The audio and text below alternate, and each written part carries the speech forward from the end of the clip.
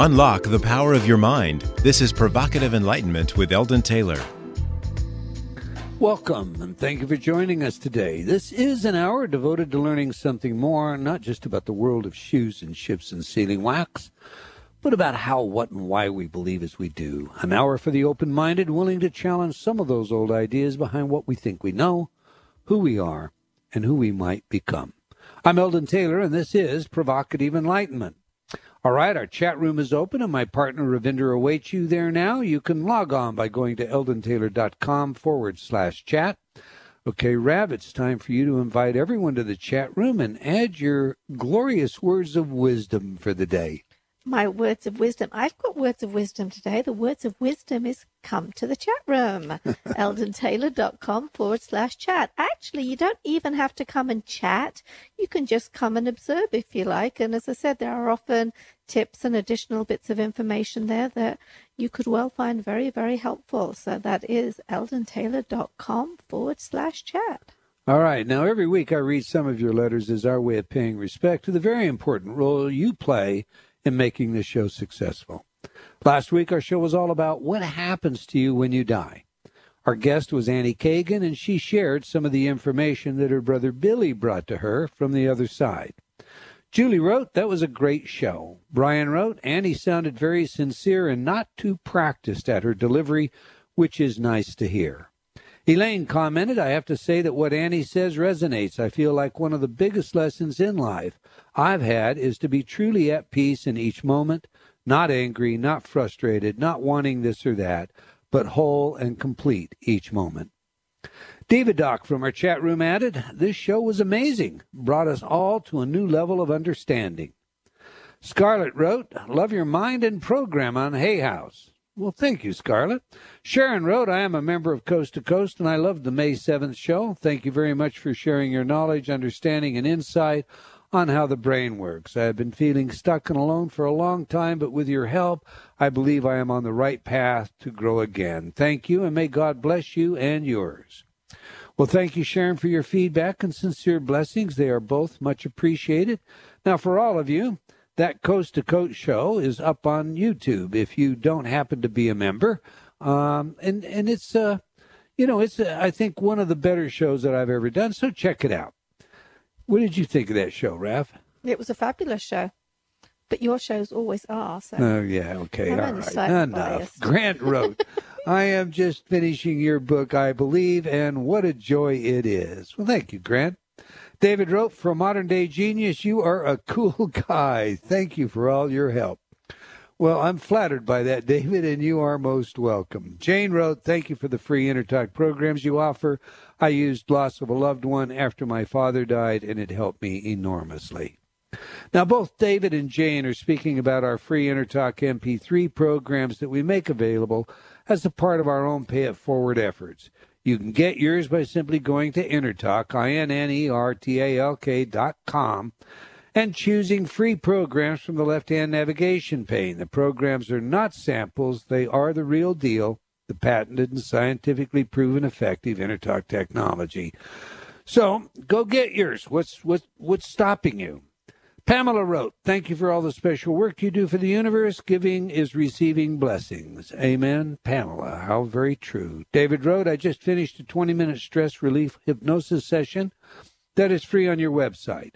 Thanks, I feel amazing. I find that my subconscious mind certainly likes to laugh because I came out of the session with pure joy. I want to learn how to share this with others. Well, David, you and everyone else can now learn to do this on your own anytime and anywhere you would like and without spending a fortune to do so. Indeed, in my book, Self-Hypnosis and Subliminal Technology, you'll not only learn that, it comes with a CD and URLs for more online training, but it teaches you how to master both of these technologies, and the book is available for under $15. Believe me, this is an unbelievable price. People literally pay thousands of dollars to learn one of these technologies. There's nothing else to buy. This is a complete course. So if you're interested in more command of your mind, this is indeed one pathway worth investigating. All right, that's all the time we're going to take for letters today, but I do invite you to opine by sending your email to Eldon@eldontaylor.com or by joining me on Facebook. We can't get all of your letters on the air, but they do impact our programming. And once again, I both appreciate and thank you for your feedback and continued support. Now to today's show, True Refuge with Tara Brach. I must begin by sharing a personal experience. I found today's guest quite by accident. That is, if you think there really is any such thing. On YouTube, and I don't even remember what I was searching for. But her style, manner, and delivery, combined with her message, literally seemed to somehow enchant and captivate me. I found myself listening at a time when I was pressed to do many other things, so when the urgency of the moment arose, I simply paused the presentation and returned when I could. That meant for days this YouTube page remained open on my browser so that little by little I could take advantage of her message. Okay, by now, you also are all probably aware that whenever we have a guest, I take a look at the information they are likely to spill and what skeptics may have to say about them and their message. Often I will bring credible information to the forefront by way of a question. Questions that I give the guest, and therefore they have the opportunity to defend themselves or set the record straight at that time. Now, that said, I do love it when our guests bring such solid insight that we can focus on their message without distraction. Today's guest puts an emphasis on the power of meditation, and this is what a typical skeptic has to say about that.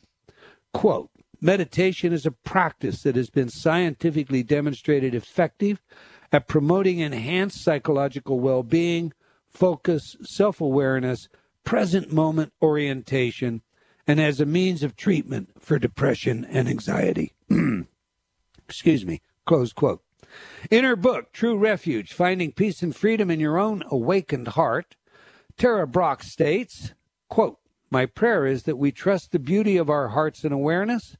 Holding hands, may we help to bring healing and freedom to our world. May all beings realize their essence as loving awareness. May all beings live their lives from this awakened heart. May all beings be happy. May all beings touch great natural peace. May there be peace on earth, peace everywhere. May all beings awaken and be free. Close quote. Now that's quite a prayer, and it's indeed a tall order. Do you think it's even reasonably possible? Well, according to Congressman Tim Ryan, who has discussed mindfulness right here on Provocative Enlightenment with us, Tara's book, and I quote, inspires the confidence needed to face our deepest, most difficult emotions.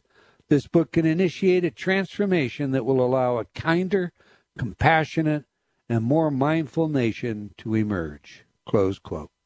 So who is this woman? Tara Brach is a leading Western teacher of Buddhist meditation, emotional healing, and spiritual awakening. She has practiced and taught meditation for over 35 years with an emphasis on mindfulness meditation.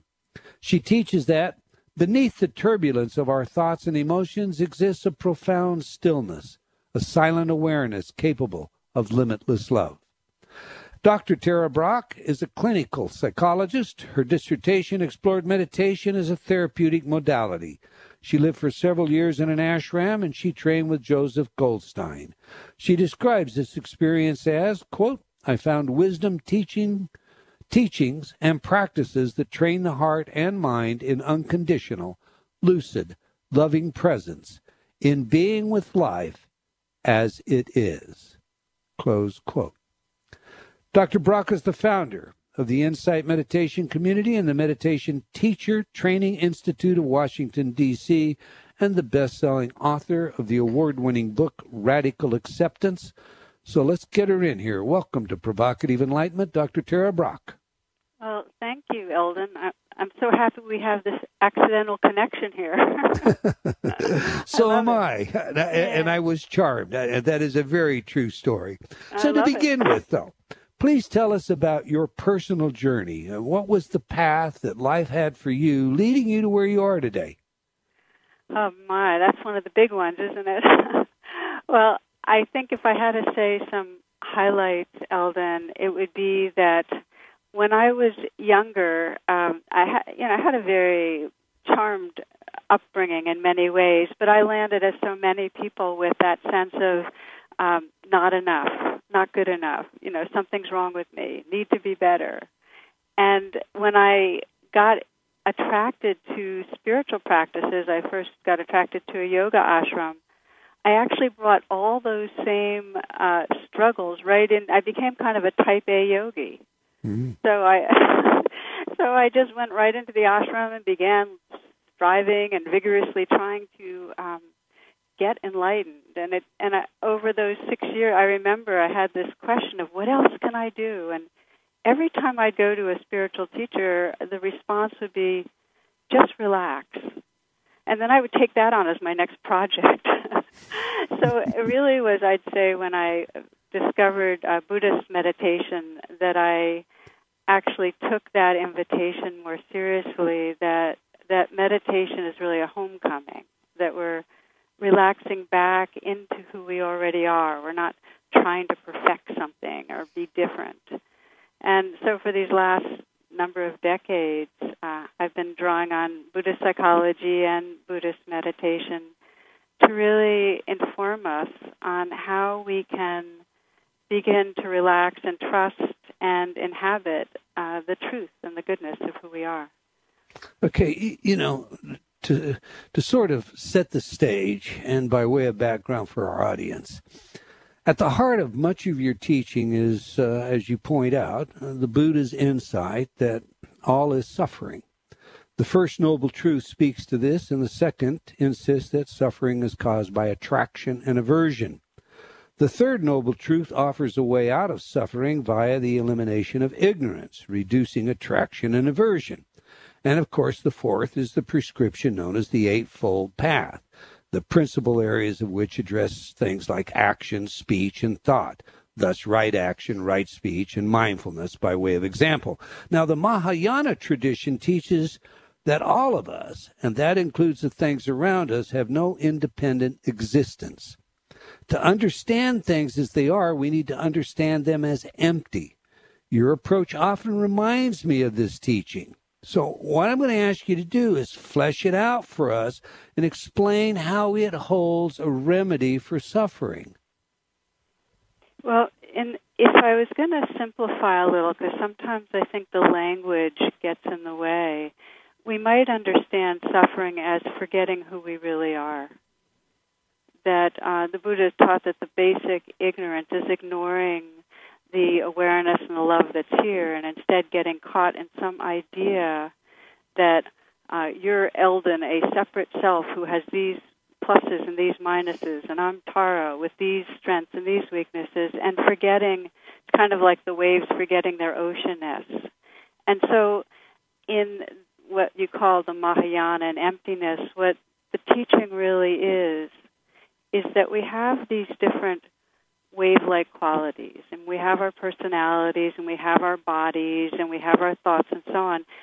But if our whole identity is organized around that sense of a separate self, and we forget this essence awareness that's here, like that in you which is really listening, that tenderness of the heart, if we forget that presence, then we get caught up in suffering, because inevitably these separate selves are going to get sick, die, lose everything we love.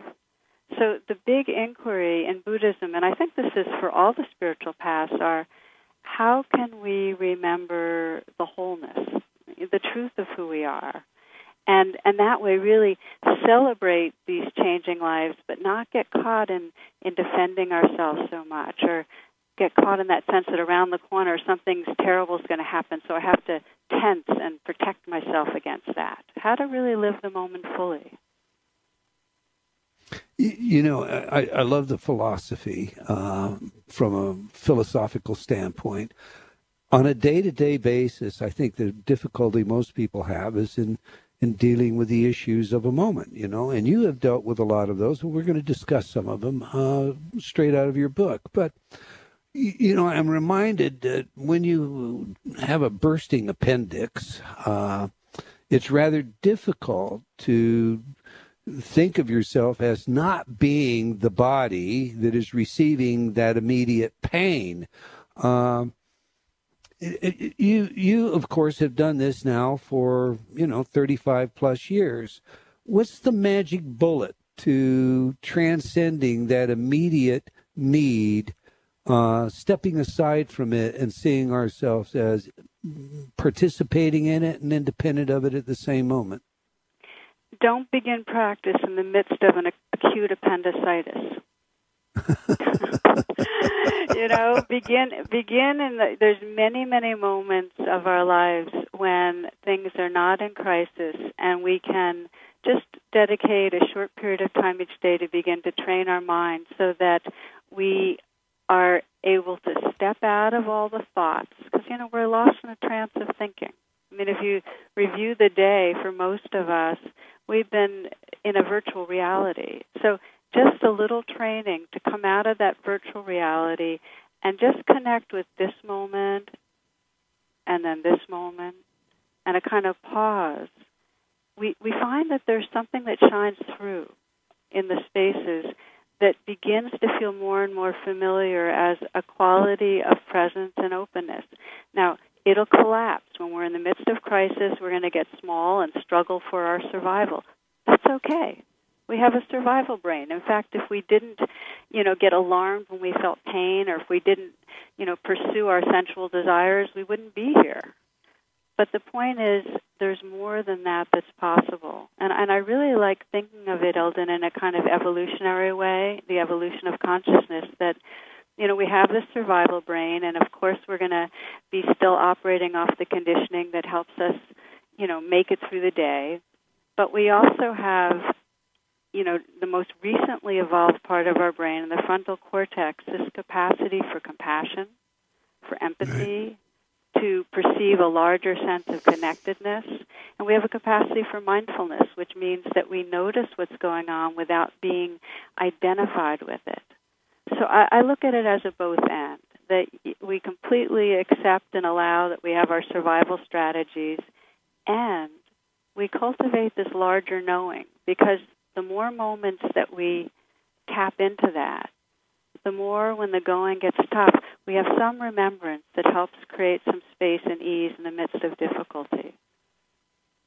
And of course, the third form of suffering, according to the Buddha, is something we think of as pervasive conditioning. And I think that, the best analogy I've ever heard for that, a professor once said to me, imagine that you go to your travel agent, and your travel agent says, I have the perfect destination for you for this vacation. And you're just going to love it. There are wonderful beaches. The sun shines. It's a fantastic, absolutely fantastic place.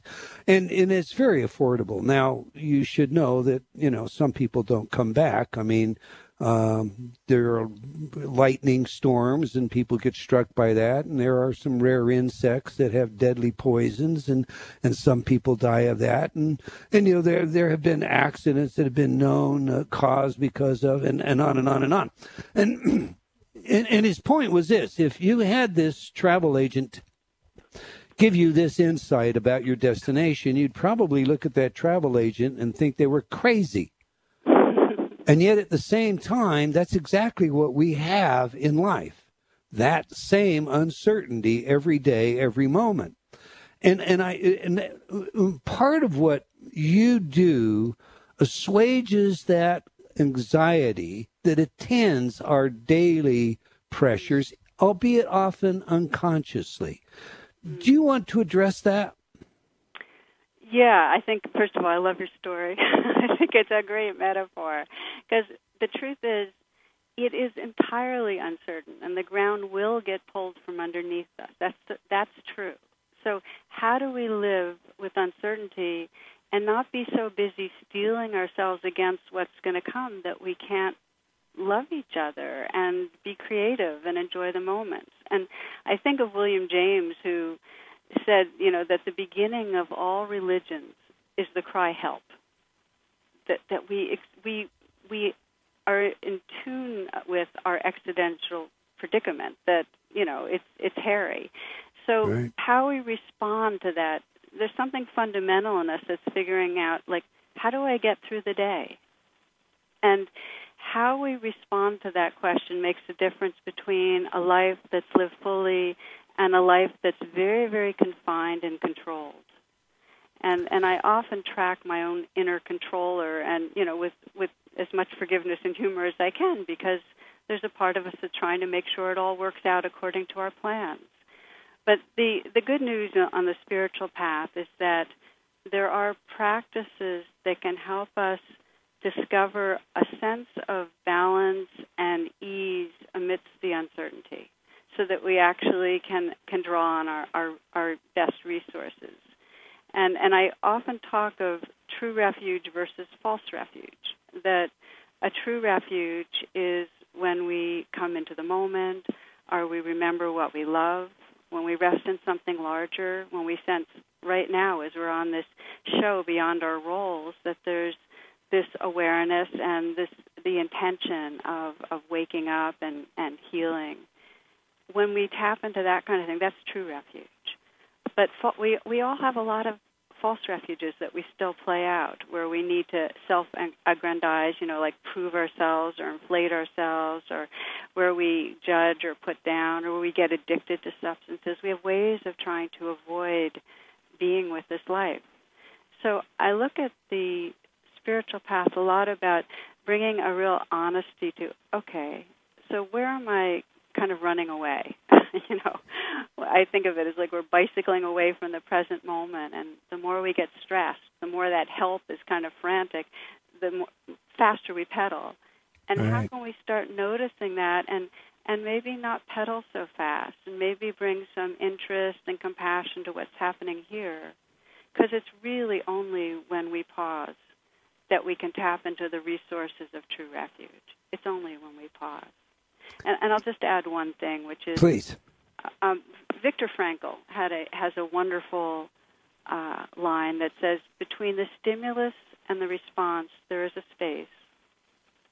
And in that space is our power and our freedom. And I think of so much of the healing and meditative practices that I know you are really behind and I am, really have to do with slowing down and pausing so we can come back into our life. And it's kind of the way one palliative caregiver who'd been with thousands of people as they were dying said that the biggest regret of the dying is really not living true to ourselves, that we lived according to the expectations of others and the shoulds and the internalized messages, and we really lived on our false refuges, the strategies that we were trying to control things with. And so I don't think of that as just as the dying. I mean, I feel like you and I and all that are listening right now, we each have something in us monitoring and saying, well, am I living true to myself? Am I really living from a quality of heart and presence versus that kind of reactive controlling? And really the path is just continuing to align ourselves with what matters, coming home to ourselves. And, when you speak about dying, and we have had several hospice personnel, hospice doctors, nurses, et cetera, on this show, what you addressed is absolutely correct, but we often hear it through the lens of compensatory mechanisms, the anger or the aggression that was expressed because of these feelings of fear or insecurity, and how that hostility seems to poison the passing moment, leaves people with great regret. So, obviously you're preaching to the choir. I am 100% behind what it is that you are saying.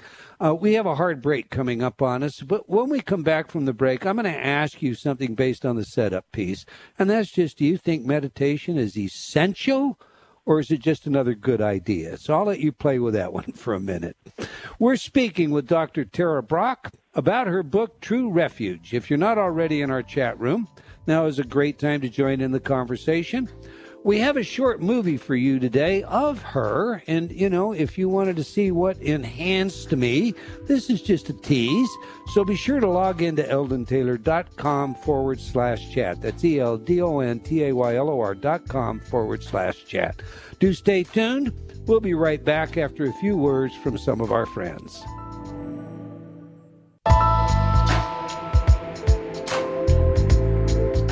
Unlock the power of your mind. This is Provocative Enlightenment with Eldon Taylor.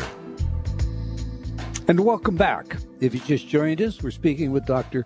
Tara, I will say it without my West Coast Tara accent, Dr. Tara Brach, about her book, True Refuge. It's a great read, a great book. You're going to want to look at this one.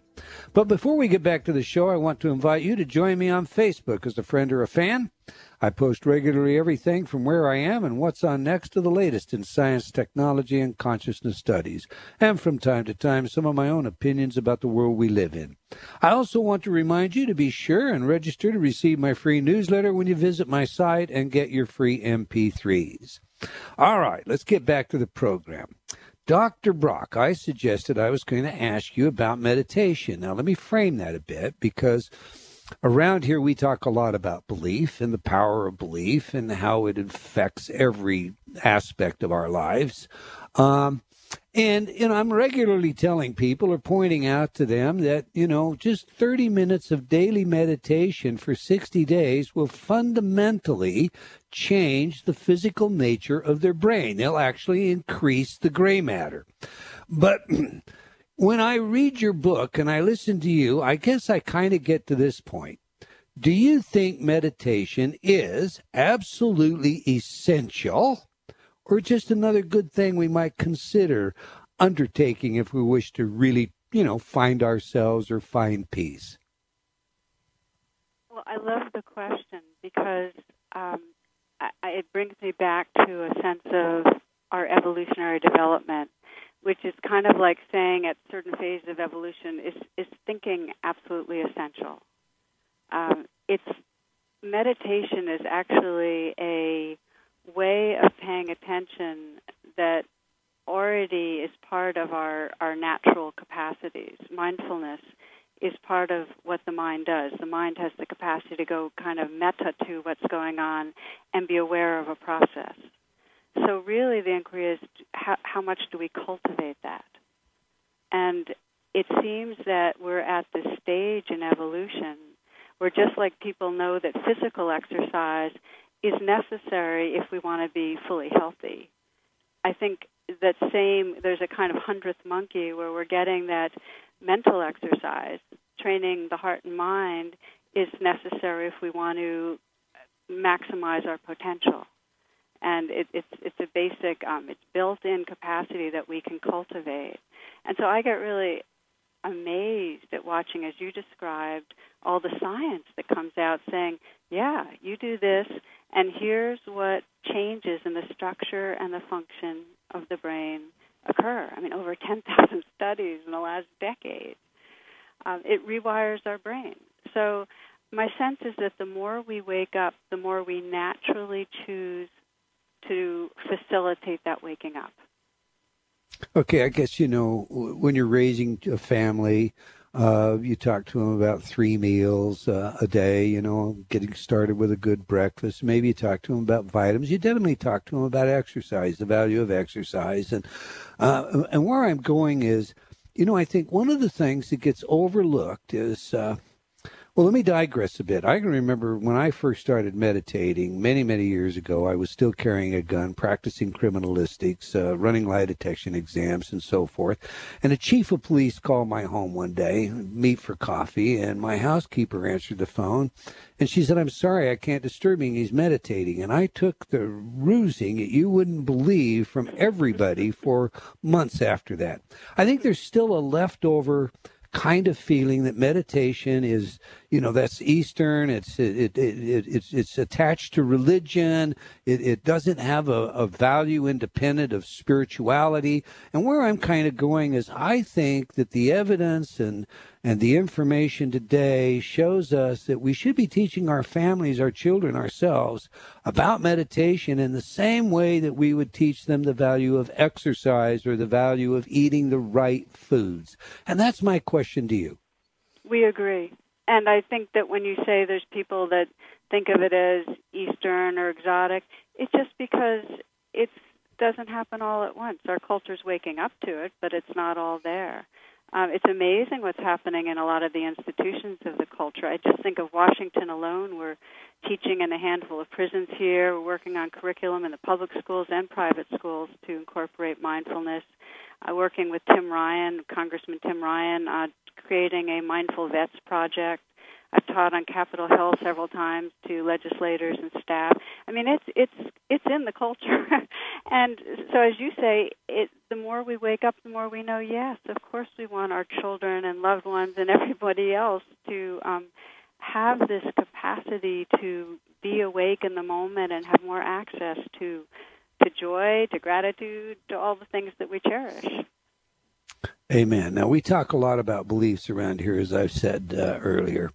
And something that I notice that you do and that I really like is you believe that we should create a belief inventory. I'd like you to flesh that out, unpack the idea, and explain why we would do that and how we would benefit if we become aware of it.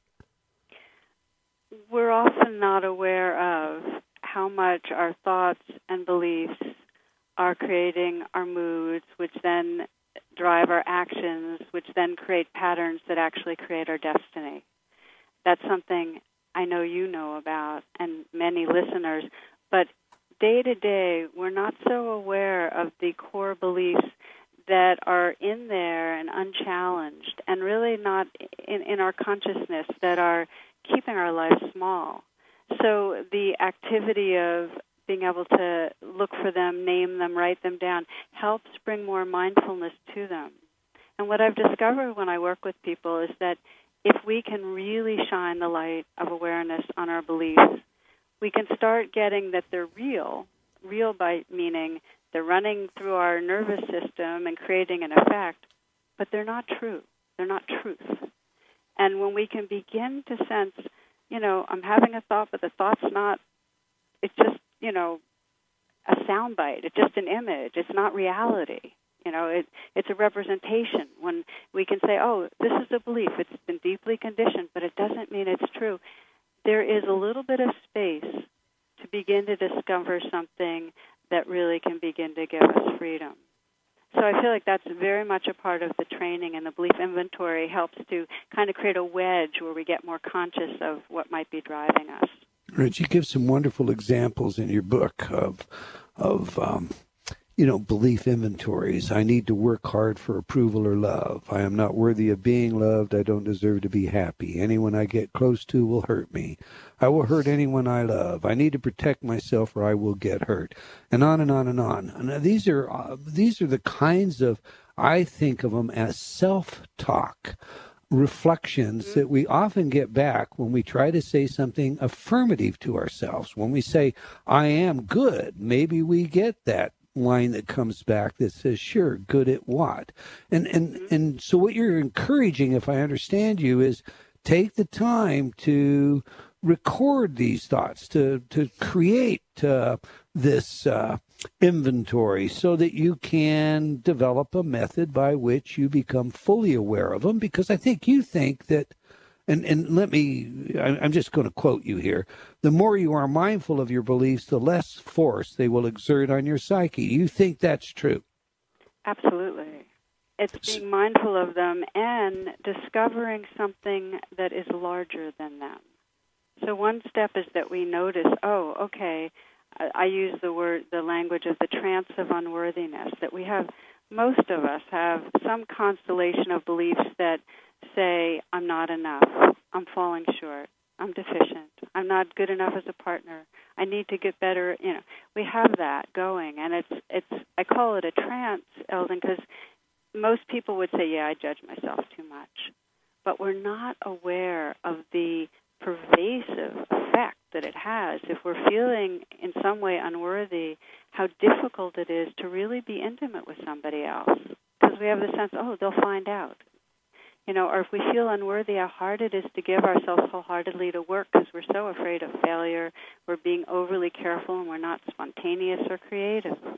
So beginning to be able to name the beliefs is one step, but the next step is to start getting the knack of coming into the aliveness of the present moment, coming into a place of self-compassion, coming into a place of awakeness so that we start sensing who we are beyond the beliefs. And the more moments that we can move from the idea of I'm falling short to perhaps feeling in our body the fear and then holding that with some compassion and then saying, oh, well, who I am is really this compassion and this presence. That's what undoes them. There's a great story of a Swami Satchidananda, a Hindu yogi who he had one of the students asked him, do I have to be a Hindu to do this yoga? And he said, oh, I am not a Hindu, I am an undo. And in a way, that's my sense of the path we're on, that we have all these beliefs and stories we've identified with, and we're gradually undoing the identification so that purity and light and goodness can shine through. And we do it bit by bit, and the belief inventory is just one strategy to begin to undo that kind of solid and deficient sense of self. All right. Well, while we're there, I'm going to ask you then to tell us about RAIN, what it is and how does it work? When we are stuck, when we're in reactivity, somebody criticizes us and right away rise up and need to defend, or in some way we're about to approach a frightening kind of a presentation and we're caught up in our fear about failure, those are the times we are least able to say, okay, pause, meditate, come back home to yourself. It's like on some level, our sickness is homesickness. We leave home when we're reactive. But when we've left home, the last thing in the world we can remember is how to come back. So RAIN is an acronym that really has to do with bringing a mindful presence to what's going on so we can come back home. Come back home to a wholeness of being, not be caught in a fragment of a reactive fragment. And what it stands for, each of the letters stands for an element of this mindful presence. And R means recognize. So like the belief inventory, you recognize what's going on. Let's say you get an email and there's some sort of a veiled critique. Okay, recognize, criticized. Okay, feeling criticized. And the A is allow, which means rather than run away, rather than come up with a response or a reaction, rather than judge yourself or someone else for what's happening, you just create some space and allow it all to be there. And that's essential. So recognize and allow what's going on is the beginning of RAIN. The I is to investigate with kindness. Now, if you try to investigate and there's just a kind of objective, looking at things analytically, it won't work. Investigation, first of all, is not analytic. It's intuitive. You feel into your body what's going on. And you do it with a gentleness. Investigate with kindness. So let's say you get that criticism in an email, and you pause, you recognize, you allow it, and then you start investigating, and you feel the kind of heat and the swelling of anger, and you keep on staying present with that, and you sense underneath that, hurt. You're feeling that kind of sinking feeling and that ache, and then you realize, back to that personal deficiency thing. It's actually playing into how I'm feeling bad about myself. And then perhaps there's a sense of, kindness. And often what I'll do with RAIN is I'll put my hand on my heart and just offer that kindness by literally touching myself. Those that are listening, you can try it. If you put your hand on your heart and vary the touch so that it actually communicates tenderness. And as we do this eye of rain, this investigate and bring in an intimate attention, a kindness, there's a shift in a sense of who we are. And what we find is that we're no longer the angry or hurt victim, but there's more of that presence and that kindness that's holding ourselves, and that's the N of rain. We're not identified. We're back to our natural wholeness again. We've come home. We can then respond from a stronger place. In fact, after we get that email with the criticism and we've done rain, the response we'll give will not be as defensive. It won't fuel the cycles of that distance us from others, but rather will come from a place that's a lot more intelligent and a lot more kind. So that's just an example of rain when something comes up in our lives, but it's an acronym for mindful presence that helps us remember how to come home.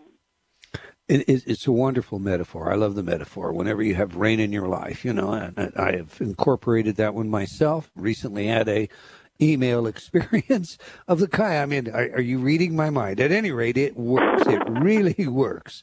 You discuss 3 archetypal gateways to presence: truth, love, and awareness. How about unpacking this construct for us and explain how that can lead us to happiness? Sure. Well, the architecture of the book True Refuge is basically saying we all know our false refuges. We all run away from ourselves in different ways, but true refuge means staying here. And there's 3 gateways to really coming home to that awakeness and love that's really our nature. And one of the gateways is the practice of mindful presence, where you in a very clear way, notice what's going on moment to moment, these sounds, these feelings, this breath, and really anchor ourselves in the flow that's right here. And that takes us out of the thoughts that seem to keep proliferating suffering. It takes us out of the worrying and the figuring and the judging and the planning, and it brings us to that refuge of presence that really helps us reopen to who we are. That's one of the gateways. The second gateway is the gateway, and when I say the gateway of presence, I mean that's truth, the truth of the present moment. Mm-hmm. Okay. The gateway of love is when we in some way remind ourselves or help reconnect with where love is. So it might be that you think of your family, or you think of your dog, or you think of the feeling of loving connection that you had when you held you're an infant, a woman nursing her infant, or whatever it is that helps us remember where love is, and that reconnects us to a larger truth. And so that's the second gateway. And then the gateway of awareness usually arises by taking refuge in the truth of the present moment or in love. We can then sense that more formless beingness that's always in the background. But as we get more skilled in meditation, and as there's more quietness, you can begin to directly sense, oh, right now, awareness is here. You can sense the listening that's going on and the place of silence that's listening, or the stillness that's aware of all the aliveness. So you can sense the openness that everything's happening in, and how this wakeful space that's really our formless presence. So that's the third of the gateways, the one that's a little more challenging if we're in a reactive place. So those are the 3 gateways, and just as way of background, just to say what got me to pay more attention to them was in my own life, when I number of different times have had kind of wake-ups where it's been really, really challenging, and the help, that word help is like, okay, so how am I not going to go to the false refuges? How am I going to stay here? And the most recent one, Eldon, was, and I wrote about in True Refuge at the very beginning and throughout in different places, was about 8 years ago when my health took a real dive. Right. And as anybody knows, when your health really goes down, it's like the appendicitis. It's like everything in us wants to, hold on to our life, and it gets scary. And for me, I have a disease, the connective tissue, part of a genetic disorder, so I was having increasing accidents in all different kinds of exercising, and one by one I couldn't run, and then I couldn't hike up hills, and then I couldn't bike, and then I couldn't swim, and I felt like my life was being taken away from me. And I remember at one point the crisis it felt like a real crisis when I was up on Cape Cod, and 2 carloads of family and friends went off to the beach without me because I couldn't walk on sand at that point. And that's when everything cracked open. That's when the ground got pulled fully, and I realized, wow, I don't know if I'll ever be able to do the things I love again. And that's when the prayer really became strong, that I really wanted to find that kind of true refuge so that no matter what happened in my life, I could feel love, that I could feel a sense of meaning, that I could feel at home, even if everything got taken away. And that prayer was really, really powerful, and that's where I started exploring those 3 gateways, Eldon, in a way I hadn't before, with a greater depth. And I found I needed each one of them, and they're all entirely related.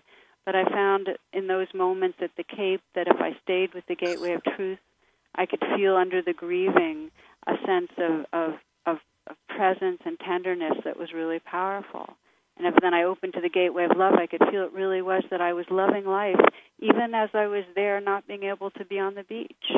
And then as I sat with that, I could sense that behind that was an awareness that's timeless, that living and dying, it was big enough to hold things. So through the book, I unpack that, the different ways that we can wake up through those gateways, no matter what's going on in our lives. It's a marvelous book, and the story that you tell in chapter 15, A Heart That Is Ready for Anything, essentially is the conclusion to what you're just explaining. I highly recommend the book True Refuge by Dr. Tara Brach. We have a caller who has been very, very patient. Has been on the line since the show started, actually. Let's take that phone call, but before I get it, so I'm sure that we don't miss an opportunity, Dr. Brach, tell everybody where they can find out more about you, where they can get your book. Sure. Best place is through my website, which is tarabrach.com, and you can get the book through there. But also to say that there are hundreds and hundreds of free talks and meditations. It's all... get them on podcasts and so on. And so that's just a way to keep in touch with those teachings and also a schedule of where I'm out and about.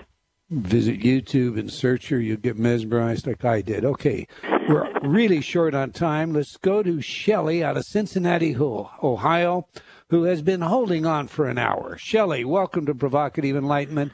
Very quickly, you have a question for Dr. Brach. I do. First, I want to say thank you to Tara. Your teachings have been incredible, amazing, and I am so grateful. So I know we don't have time, but I was reading a teaching the other day from another Buddhist teacher that said that we need to abandon hope, because when we're in hope that we're not fully accepting the moment. And that was such a hard concept for me to understand, because we hold hope, like a baby, it's something we hold on to for the future. So I'm wondering if we can still hold hope, but with acceptance of what is, but with also looking that things can improve and things can get better. So very quickly, you have about 30 seconds, Dr. Brach. Beautiful question. There's this T.S. Eliot says, I told my heart to wait without hope, for hope would be hope for the wrong thing. When hope is like an expectation, and when we're holding on tight, it gets us in trouble. But if it's what you described, if it's a sense of openness to possibility, it's absolutely life-saving. If we can sense what's possible and hold that in front of us as an aspiration, it's beautiful. So yes, the kind of hope you described is an enlightened kind of hope, and go for it. All right. Well, thank you very much for the phone call, Shelley. Do check out Dr. Brach's book and check out her website. We appreciate you all. We've come to the end of another hour of Provocative Enlightenment. I want to thank our behind-the-scenes team, Kyle and Joe. as well as the rest of the gang at Hay House Radio for making what we do on this show so easy and pleasurable. And, of course, a great big thank you to our guest. We're going to have to bring you back again, Dr. Brach, and to all of you for joining us today. I hope you enjoyed our show, and we'll join us again next week, same time and same place. And if you have comments on our show, do let us know. Okay, until next time, wherever you are in the world, remember, believing in yourself always matters.